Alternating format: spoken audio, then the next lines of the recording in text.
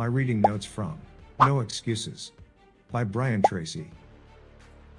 Most people think success comes from good luck or enormous talent, but many successful people achieve their accomplishments in a simpler way, through self-discipline. No Excuses shows you how you can achieve success in all three major areas of your life, including your personal goals, business and money goals, and overall happiness. With these guidelines, you can learn how to be more successful in everything you do instead of wistfully envying others you think are just luckier than you.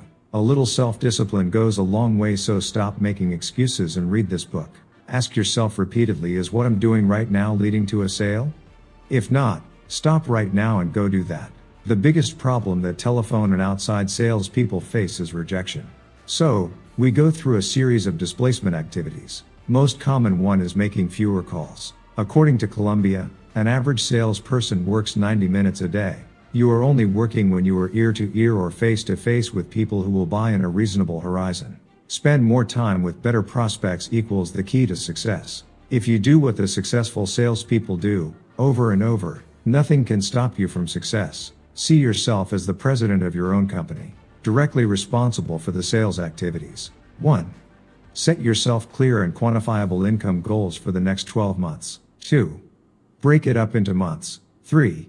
Determine how much you have to sell to achieve that. 4. Determine how many people you need to call on, based on ratios. 5. Dedicate to constant improvement. 6. Spend every minute of every day getting face to face with people who will buy. The inability to delay gratification, in the short term, is what causes the bulk of the financial problems we have. You need to figure out how to go into your psyche to disconnect the spending equals happy wire and reconnect the saving equals happy wire. Open a financial freedom account, and generate the feeling of happiness when you add money to it. Be stronger and in control. Activate the law of attraction to it. The law of accumulation equals any large achievement is just the sum accumulation of many small ones. If you start putting $10 a month in an account, you will probably have more than $120 at end of year. The key is, pay yourself first. Old rule was to save 10% of your income, right off the top. Many now advise, 15%. Can use the 1% rule. Start with just 1% each month. If you need the visual, use real paper money. Then increase it to 2% per month. Then next month 3%. Happiness is the progressive realization of a worthy ideal. Parkinson's law, your expenditures will rise to meet income. Wedge principle, breaks Parkinson's law. As your income increases, resolve to save 50% of the increase. But, it all starts with making the decision today to start taking an active role in savings. You cannot spend time, you can only use it differently. Must use your self-discipline to choose what to do first, what to do second, and what to do not at all. Procrastination is the thief of dreams. Assess the true value of everything you do. Normally people spend 80% of their time on the things they enjoy, that might not be getting you toward what you say your goals are. Your time is valuable, so you want to make sure you are getting a high rate of return on activity. Because what you do will become a habit. Don't create the habit of procrastination. In the evening, make a list of what you need to do the next day. That gives your subconscious mind the overnight to help grow those. Then apply the A, B, C, D, E. A equals you must do. Serious consequences. B equals something you should do. Mild consequences. C equals would be nice to do. No consequences. D equals something to delegate.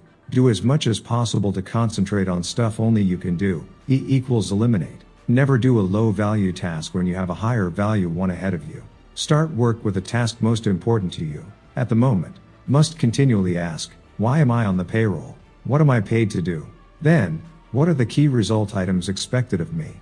Then, what is my highest value activities? Then, what can I do, and only I do, that will dramatically improve things? What is the most valuable thing I can do right now? Thoughts are causes, and conditions are effects. The quality of your thinking leads to the quality of your life.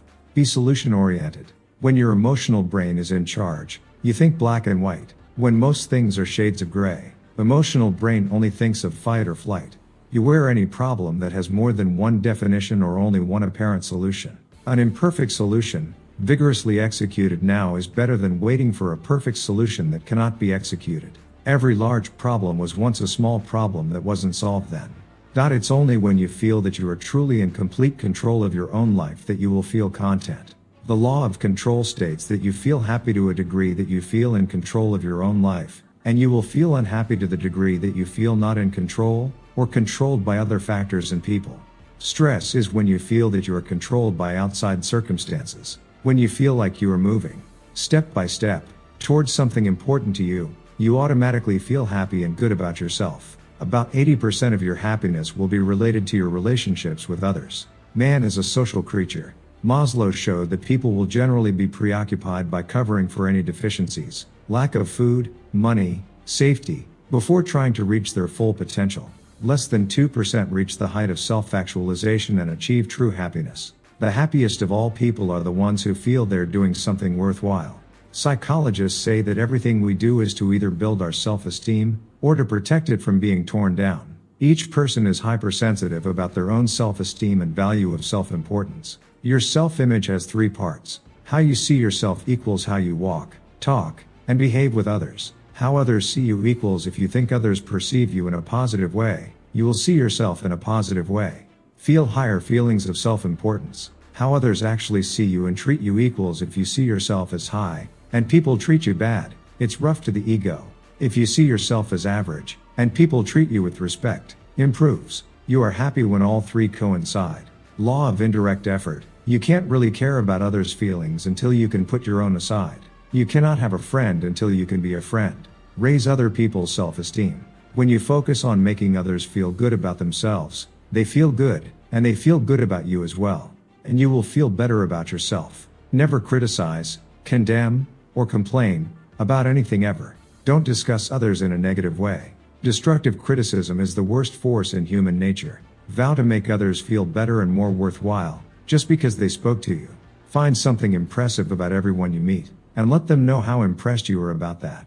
You must regularly apply self-control to your own thoughts to achieve true happiness. Let go of anything that disrupts your inner peace. People have a tendency to develop attachments to thoughts, feelings, actions, ideas, material things, and it holds them back. We get too preoccupied by these external factors. Can even keep us up at night. Get over your need to be right. You can either be right or you can be happy. Blame is the primary destroyer of inner peace. First step of blame is taking it personally. Second cause is justification, which happens when you tell yourself or others why you are justified. Feeling this way, you just relive your suffering. Forgiveness is the height of inner peace. Forgiveness is actually a selfish act. You do it for your own freedom. It's different than condoning.